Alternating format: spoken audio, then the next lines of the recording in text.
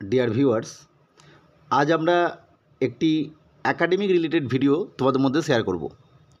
তোমরা যারা ইতিমধ্যে এইচএস পাস করেছো, সেটা হতে পারে গত বছরে বা গত 2-1 বছর আগে বা তারও আগে, অর্থাৎ এইচএস পাস করেছো বর্তমান সময়ে, বয়স তোমাদের যাই হোক না কেন, অবশ্যই 18 বছর তো হয়েছে, আপার এজ লিমিটের কোনো ব্যাপার নেই।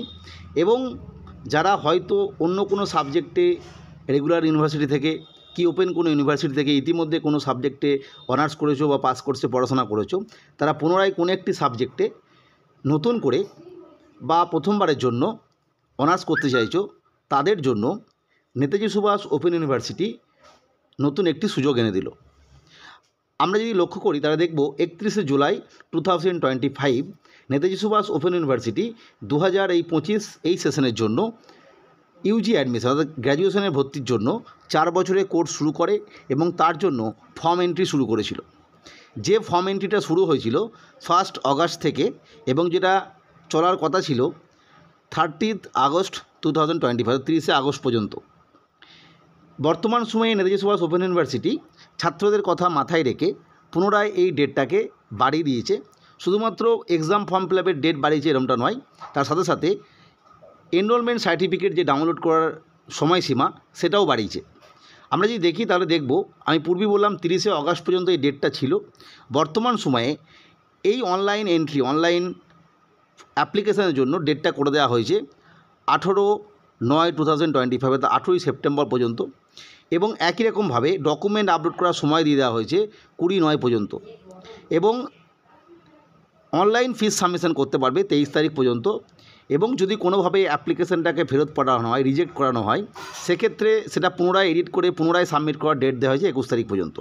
কারণ পূর্বে আমি আলোচনা করেছিলাম, যখন ফর্ম এন্ট্রি করবে, ফর্ম এন্ট্রি করার সাথে সাথে ডকুমেন্ট আপলোড করতে হবে, কিন্তু যদি কোনো কারণে রিজেক্ট হয় বা নতুন করে ডকুমেন্টস আপলোড করতে বলে, তাহলে আপলোড করতে হবে এবং তারপরে ভেরিফাই হওয়ার পরেই কিন্তু পেমেন্ট করতে হবে। তাই পেমেন্ট করার ডেটটা একটু বাড়িয়ে দিয়েছে।